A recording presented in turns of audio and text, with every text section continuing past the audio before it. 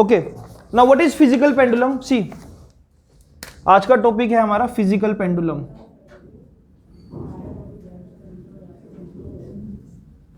देख यार, अगर तू किसी भी रैंडमली शेप बॉडी को, कोई भी शेप हो सकती है, कुछ भी ऐसी शेप, इसको तूने यहां से पाइवोट कर दिया इस जगह से, तो क्या ये अभी तू इसको ऐसे छोड़ेगा तो ऐसे ऑसिलेट कर सकता है? पाइवोट कर दिया, फिक्स कर दिया, यहां पर पेच लगा दिया। एक नोटबुक मान ले, चल तू एक नोटबुक है, एक नोटबुक को तूने क्या किया, यहां से पाइवोट कर दिया, ये नोटबुक ऐसे लटक जाएगी। यही फिजिकल पेंडुलम है, ऐसे ही, इसी को बोलते हैं। कोई भी शेप हो सकती है, तू इसको ऐसे समझ ले।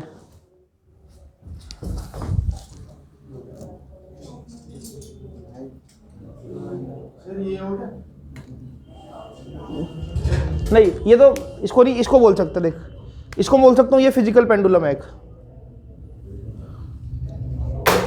ठीक है।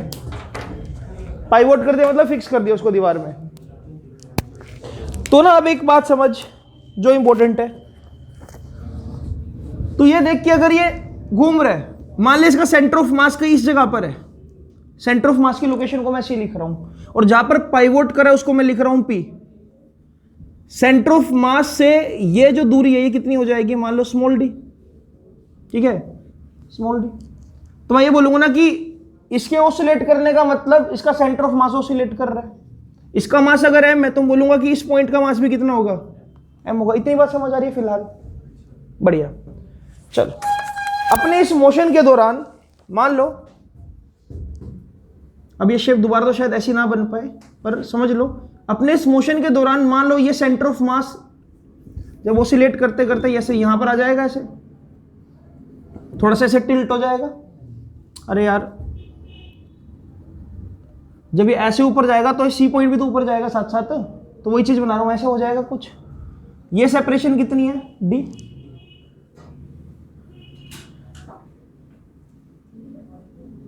इनिशियली ये कुछ ऐसे था, है ना। मैं बोल दूं किसने कुछ थीटा एंगल स्वेप्ट किया होगा, ऐसे गया थीटा एंगल स्वेप्ट किया। अब हम अपने को पता है कि ये नीचे की तरफ क्या लग रहा होगा, mg लग रहा होगा, सेंटर ऑफ मास यानी कि टोटल मास mg डाउनवर्ड, ठीक है। इसके बाद की कहानी अपने को पता है, अगर ये mg है तो ये वाला कंपोनेंट क्या होगा, mg cos थीटा, और इसके परपेंडिकुलर जो इसको वापस ला रहा होगा वो क्या होगा, mg sin थीटा। क्या इतनी बात समझ आई? पहले तो डायग्राम बना जल्दी से फिजिकल पेंडुलम का, कि भाई ये ऑसिलेट कर रहा है ऐसे, हमने देखा कि कुछ थीटा एंगल से जैसे ऑसिलेट हुआ तो इस पॉइंट पर मैंने कंपोनेंट बना दिया। अगर सिंपल पेंडुलम होता तब भी यही कंपोनेंट बनाते हैं, अभी भी वैसे कंपोनेंट बना दिया। बनाओ जरा इसको। पी पॉइंट को बोलते हैं पाइवोट कर दिया, पाइवोट मतलब फिक्स कर दिया, पाइवोटेड। मैक लिख क्यों नहीं रहे हो बेटा? आप पेंसिल नहीं लेकर आए तो पेन से बना लो, है? हाँ हाँ, आज पक्का। रात को पता है यार, मैं ना सो गया था जल्दी, मुझे बाद में इसने याद दिलाया कि क्विज थी आज, फिर मैंने कहा आपका कोई फायदा नहीं, एक आधी किताब लेकर जाऊंगा अकेडमी से, तो फिर क्वेश्चंस पुट करूंगा कुछ अच्छे अच्छे, देखते हैं।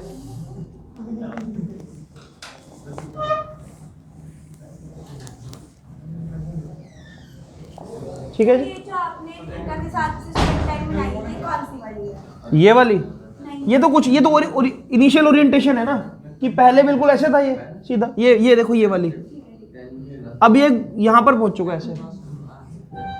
चलो जी देखो, अब यहां पर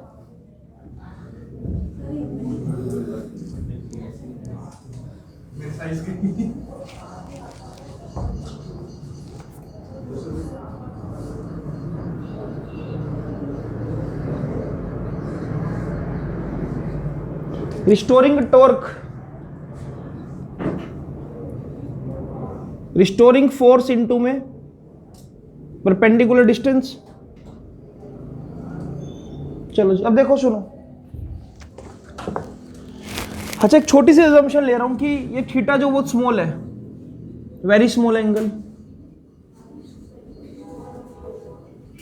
अगर थीटा स्मॉल एंगल है तो हम साइन थीटा को नियरली इक्वल टू थीटा लिख सकते हैं और कॉस थीटा को नियरली इक्वल टू 1 लिख सकते हैं। बहुत अजीब बात बोल रहा हूं, अगर एंगल बहुत छोटा हो तो cos थीटा 1 हो जाएगा। कैसे सेंस बनी है? cos 0 डिग्री क्या होता है? 1। cos 1 डिग्री क्या होगा? 0.999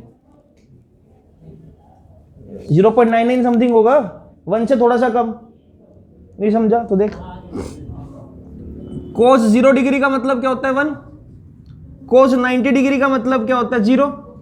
यानी कि 1 से लेकर 0 और कितने एंगल आएंगे यहां पर? 90 एंगल आएंगे। तो यानी कि cos 1 क्या होगा? 1 से जरा सा कम होगा। और cos 89 क्या होगा? 0 से बिल्कुल जरा सा बड़ा होगा। तभी बोल रहा हूं कि अगर एंगल छोटा होता है ना तो हम mg sin थीटा को नियरली थीटा लिख सकते हैं और cos थीटा को हम 1 भी बोल सकते हैं, क्योंकि छोटा एंगल है, छोटे एंगल पर cos थीटा और secant थीटा 1 लिखा जा सकता है, कोई बड़ी बात नहीं है। चलो एनीवेज, अब सुन, जो इंपॉर्टेंट बात है, जब ये फिजिकल पेंडुलम ऐसे चला गया होगा, इसको क्या चीज है जो खींच कर लेकर आ रही है? यानी कि mg थीटा। क्या चीज है जो खींच कर ला रही है? mg theta. और ये जो फोर्स है किसके परपेंडिकुलर लग रहा है? डी के। फोर्स लग रहा है mg थीटा, किसके परपेंडिकुलर लग रहा है? डी के। क्या अपने को टॉर्क मिल गया? Restoring torque. रिस्टोरिंग टॉर्क यहां पर क्या है? एफ आर की जगह क्या लिख दूंगा मैं? माइनस mg थीटा, और डी की जगह डी। तो ये रहा रिस्टोरिंग टॉर्क हमारे पास फिलहाल। क्योंकि टॉर्क को मैं आई अल्फा भी लिख सकता हूं, तो कुछ गलत तो नहीं है। Torque can be written as I alpha. अब प्रॉब्लम ये है कि अपने को तो मोमेंट ऑफ इनर्शिया पता ही नहीं इसका। ये डिस्क होती तो बता देता mr²/2, स्टिक होती तो बता देता ml²/12 या ml²/3। यहां पर अपने को इनर्शिया नहीं पता ना इनर्शिया इस बॉडी है। mk² लेंगे, लेकिन तू एक चीज और मिस कर रहा है। mk² तो इसके अबाउट होगा ना, अपने को तो बहुत बढ़िया, यस, सिखाता हूं वो चीज। यहां पर लगेगी पैरेलल एक्सिस। अभी कीप इट सिंपल, अभी समझो जरा। टॉर्क ये है, लेकिन टॉर्क तो आई अल्फा भी होते हैं। दोनों टॉर्क को इक्वेट करा दो। I alpha is equal to minus mg theta into में डी। क्या अल्फा को मैं लिख सकता हूं माइनस mg थीटा अपॉन में आई, और यहां पर क्या आ जाएगा? डी। मेरे दोस्त, क्या यहां पर m कांस्टेंट है, g कांस्टेंट है, d कांस्टेंट है, इनर्शिया कांस्टेंट है? क्या alpha directly proportional to minus theta आ रहा है? क्या यही कंडीशन ऑफ एसएचएम है? हर बार जब तक मैंने पढ़ाया है तो मैंने ये बोला कि सबसे पहले मैं कंडीशन ऑफ एसएचएम निकालूंगा। ये नहीं, देखो, alpha is directly proportional to minus theta. इसके बाद अगला स्टेप क्या होगा? यानी कि अल्फा को क्या लिखा जा सकता है? Minus omega square theta. Alpha को यानी कि माइनस ओमेगा स्क्वायर थीटा भी लिख सकता हूं। Now you can compare these two equation and you will get what? Omega square theta is equal to mg theta D over mg theta D upon में I. ठीक है, theta से theta उड़ा दो, माइनस से माइनस कैंसिल, तो omega कितना आ गया? Under root mg D upon में आई। तो 2π/t is equal to mg D upon में आई। तो टाइम पीरियड कितना आ रहा है यहां पर फिलहाल? टाइम पीरियड कितना आएगा? 2π रूट आई बाय में।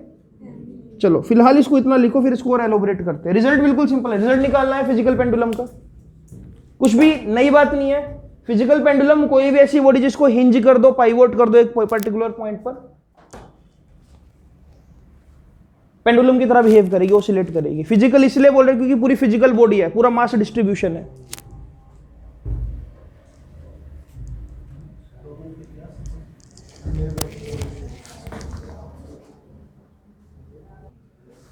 नाउ सी रिजल्ट ना यहां पर आकर अटक गया थोड़ा सा अभी, कि जो टाइम पीरियड आ रहा है ना अपने पास, वो टाइम पीरियड आ रहा है 2π inertia about point P upon में mgd। अब तेरे को थोड़ा सा मैं याद दिलाता हूं रोटेशनल मोशन, सुन ध्यान से।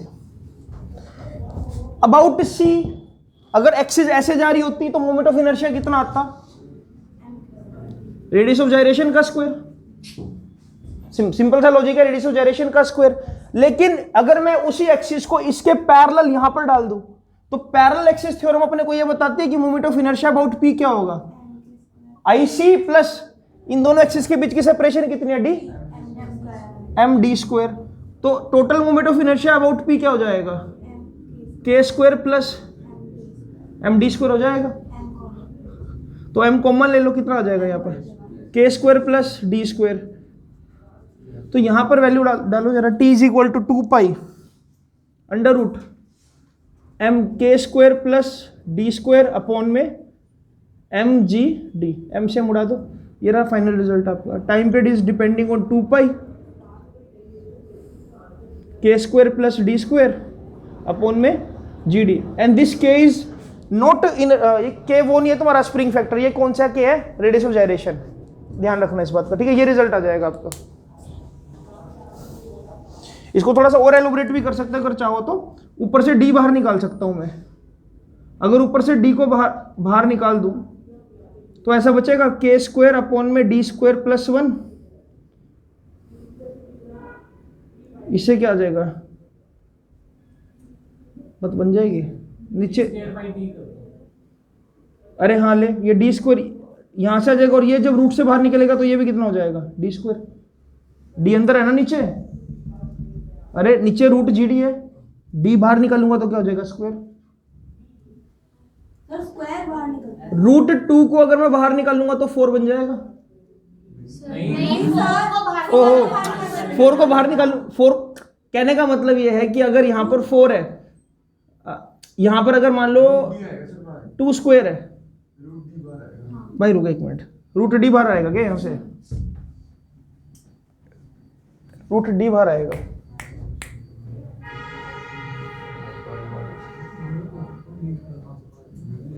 रूट डी बाहर, हाँ ठीक है, रूट डी बाहर निकाल सकते हैं। एक काम करना फिर ऐसे कर ले, टी 2 पाई अंडर रूट, मैं फिलहाल अंदर सोल्व कर देता हूं, मैं इसमें से डी कॉमन ले लेता हूं, के स्क्वायर बाय में डी प्लस डी, अब ठीक है बात, अपॉन में क्या है, अब क्या बना ये डी से रूट, हाँ ठीक है हो गया एलिमिनेट। तो टाइम पीरियड को ये भी लिखा जा सकता है 2 पाई अंडर रूट के स्क्वायर बाय में डी प्लस डी, और नीचे क्या जाएगा जी, ठीक है, ऐसे भी कर सकते हो, सो मेनी वेज। चैप्टर तो कब का खत्म हो गया, अब तो टाइम पास कर रहा हूं मैं, टाइम पास जब मर्जी खत्म करा लो। वेव्स अभी मेरा पढ़ाने का मन है, वेव्स बस चाह रहा हूं कि जब सीबीएसई में शुरू हो ना तो साथ साथ यहाँ शुरू हो, ताकि तुम उसकी पैरेलल क्लास लगा सको, क्योंकि वेव समझने में तेरे को 2 क्लासेस का वक्त लगेगा, क्योंकि वेव्स के अंदर ना इनफाइनाइट पार्टिकल्स एसएचएम प्रोसेस कर रहे होंगे। वेव्स थोड़ा सा टिपिकल चैप्टर है, नहीं मतलब अगर इसको थोड़ा सा डिटेल में पढ़ो तो टिपिकल चैप्टर है भाई। सुन, एसएचएम में इक्वेशन बनती है ये y is equal to A sine omega T. अब सपोज कर एक पार्टिकल ऐसे भी एसएचएम कर रहा है और सामने भी जा रहा है, तो यानी कि ये x के with respect to position change कर रहा है और t के with respect to position change कर रहा है। यहां पर तेरे को सिर्फ इतना पता है कि टाइम इतने पर ये पार्टिकल या तो ऊपर होगा या नीचे होगा। वेव में तेरे को इस बात का भी ध्यान रखना पड़ेगा कि जब टाइम इतना है और डिस्प्लेसमेंट इतने, तब पार्टिकल की एग्जैक्ट लोकेशन पता लगेगी, इसलिए वो थोड़ा सा घुमाने वाला चैप्टर हो जाता है। पर यह है कि एसएचएम में मैं कंटेंट पूरा डिलीवर करने की कोशिश कर रहा हूं, कल को जब तू नोट्स को देखे तो तेरे को याद आ जाए कि हाँ ये टॉपिक्स हमने सभी कर रखे हैं।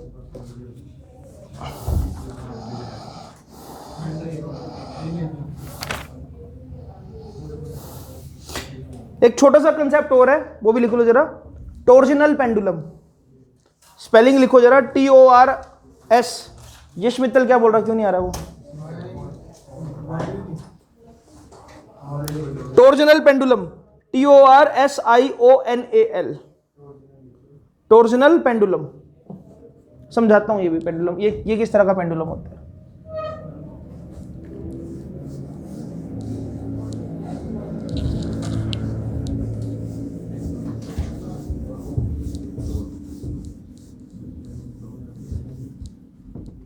तूने कभी छोटे होते वो खिलौना देखा जिसमें चाबी भरते ऐसे, स्प्रिंग अंदर टाइट हो जाता है, फिर तू जमीन पे रखता तो गाड़ी तेज भागती है, उसको बोलते हैं हेयर स्प्रिंग।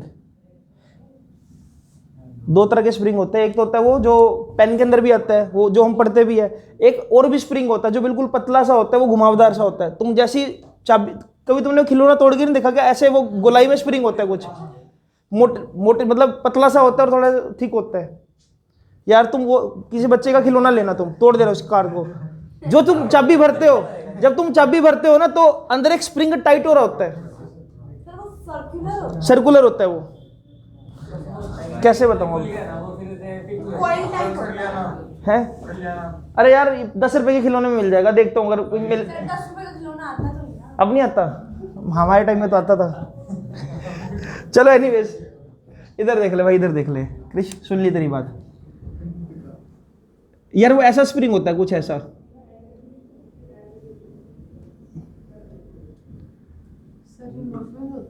रिमोट में बेटा कब से स्प्रिंग आने लग गए?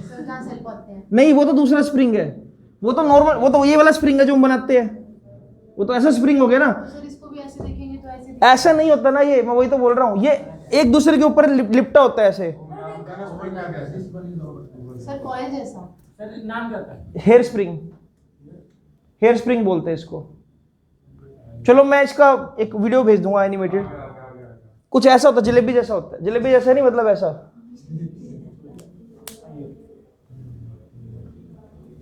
चलो यार मेन पहले मैकेनिज्म समझो। यूट्यूब वीडियो में पिक्चर इंसर्ट करते हैं ना। पिक्चर इंसर्ट कर दो, इतना टाइम का होता है आजकल, मैं थंबनेल भी नहीं बना पाता।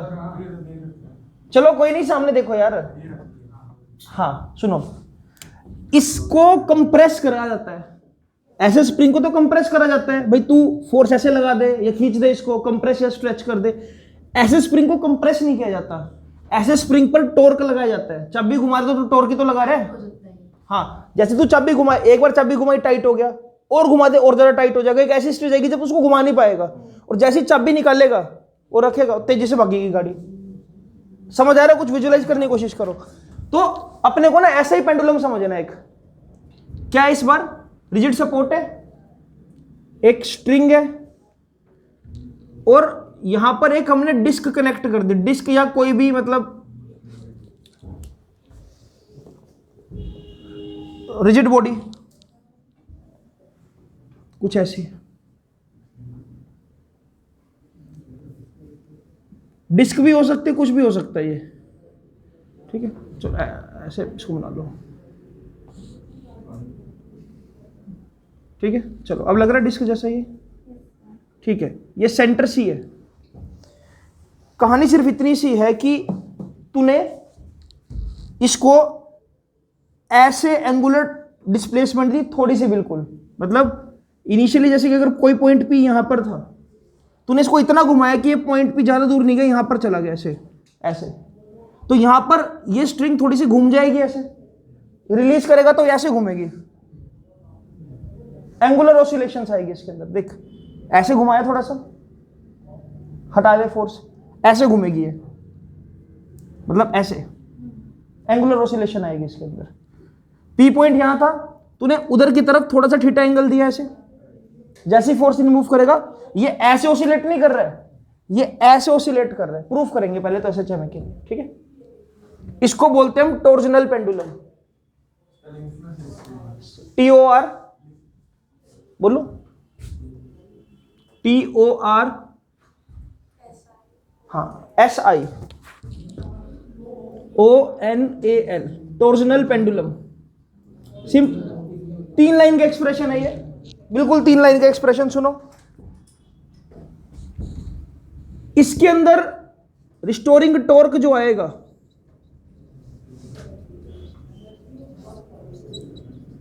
वो किसके बराबर होता है? डायरेक्ट फॉर्मूला इसका, K कांस्टेंट इनटू में थीटा। जब हम नॉर्मल स्प्रिंग की बात करते हैं तो हम बोलते हैं रिस्टोरिंग फोर्स क्या है? माइनस की एक्स के बराबर है। ये एक्स क्या होता है? डिस्प्लेसमेंट। मैं बोल रहा हूं कि यहां पर क्या होगा, अगर तू डिस्प्लेसमेंट देगा इधर की तरफ, तू डिस्प्लेसमेंट दे रहा है मान ले ऐसे, तो रिस्टोरिंग टॉर्क डेवलप होगा ऐसे, इसको वापस लाने के लिए। इस के का मतलब जो होता है ना यहां पर, इसका मतलब होता है ये टॉर्जनल कांस्टेंट है। थोड़ा सा समझाने की कोशिश करता हूं। ये होता है टॉर्क अपॉन में डिफ्लेक्शन, कि तू कितना टॉर्क दे रहा है और कितना डिफ्लेक्ट हो रहा है। जैसे कि अपने पास 2 अलग अलग तरह के स्प्रिंग है,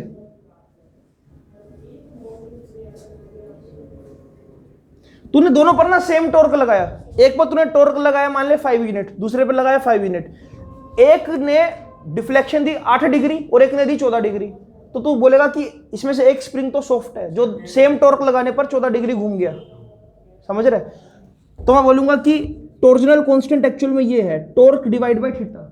जैसे कि तुम स्प्रिंग कांस्टेंट को बोलते हो फोर्स डिवाइड बाय एक्स, यहां पर टॉर्जनल कांस्टेंट डिफाइन होगा। इसको मतलब बात वही है, लेकिन यहां पर क्योंकि एंगुलर इफेक्ट है सारा का सारा, इसलिए इसको मैं ऐसे लिखते हैं। ठीक है, तो ये चीज मैं लिख रहा हूं यहां पर, टॉर्क इज इक्वल टू के theta minus K theta, sorry. लेकिन टॉर्क तो क्या होता है, आई अल्फा भी होता है, टॉर्क तो आई अल्फा भी होता है। कंपेयर कर दो equation, I alpha is equal to minus K theta, सीधे सीधा प्रूव हो रहा है alpha is equal to minus K theta upon में आई मोमेंट ऑफ इनर्शिया। तो अल्फा क्या लिख सकता हूं मैं, minus omega square theta. Compare कर दो तो ओमेगा स्क्वायर किसके बराबर आ जाएगा, के थीटा, मतलब के अपॉन में आई, यानी कि ओमेगा क्या आ जाएगा, रूट के बाय आई। हाँ जी, ये जो आपने ऊपर लिखा है माइनस के एक्स, ये तो सिर्फ रिस्टोरिंग फोर्स हुआ ना। फोर्स हुआ ना, लेकिन यहाँ टॉर्क आएगा ना, रिस्टोरिंग टॉर्क, क्योंकि यहाँ पर मैं कंप्रेस के थीटा लिख दिया आपने, तो उसके साथ फिर आपने डिस्टेंस तो लिखा ही नहीं। डिस्टेंस क्यों लिखूंगा, क्योंकि मैं इसको डिस्प्लेस थोड़ी कर रहा हूँ, मैं तो घुमा रहा हूँ। ये घुमा रहा हूँ तो तभी तो थीटा है कि मैंने थीटा इसको घुमाया, यानी कि ये एंगल थीटा है।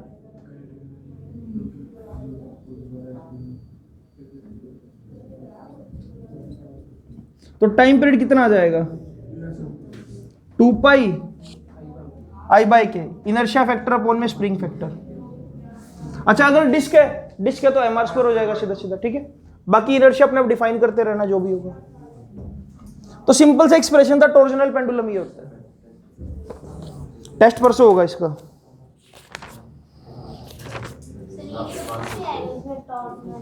नहीं मतलब जो सुन लो यार, मैं तुमको थोड़ा सा आइडिया देता हूँ कि टेस्ट में मैं क्या क्या ज़्यादा डालूंगा। सबसे ज़्यादा क्वेश्चन बनेंगे आपके एसएचएम की इक्वेशन एक्सेलरेशन वेलोसिटी पर, कि पार्टिकल इतना चला तो उसकी वेलोसिटी इतनी थी, एक्सेलरेशन से इतनी कम थी, तो बताओ कि टाइम पीरियड क्या होगा। और क्वेश्चन बनेंगे एनर्जी पर, और क्वेश्चन बनेंगे स्प्रिंग पर ज़्यादातर, या पेंडुलम पर।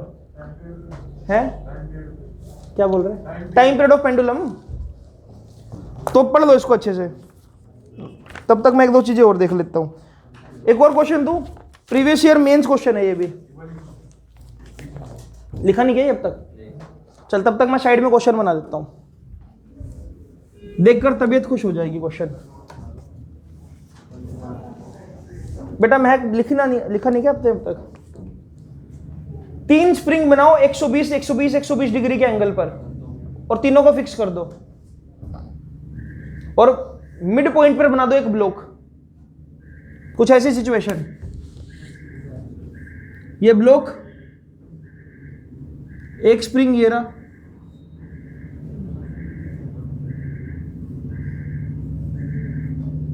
एक स्प्रिंग ये रहा, और एक स्प्रिंग ये रहा, फिक्स है। 120 डिग्री का एंगल, 120 डिग्री का एंगल और 120 डिग्री का एंगल। ठीक है, लाओ जरा।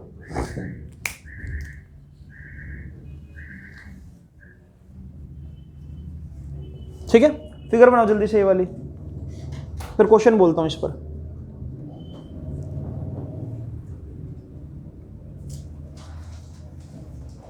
एसएचएम की इस पूरी सीरीज रिकॉर्डेड है, जिसने मतलब सारे लेक्चर रिकॉल करने तो मुझसे लिंक ले लेना पूरी सीरीज का। अब मेरे ख्याल से 12-13 लेक्चर अपलोड हो चुके हैं एसएचएम के, ये 14वां लेक्चर अपलोड होगा आज। है मैं काम ही नहीं कर रहा मोनेटाइजेशन पे इस वक्त, मतलब मैं तो रफली जो ही शूट करता हूँ वही डाल देता हूँ, पब्लिक इस जान के नहीं कर रहा हूँ मैं।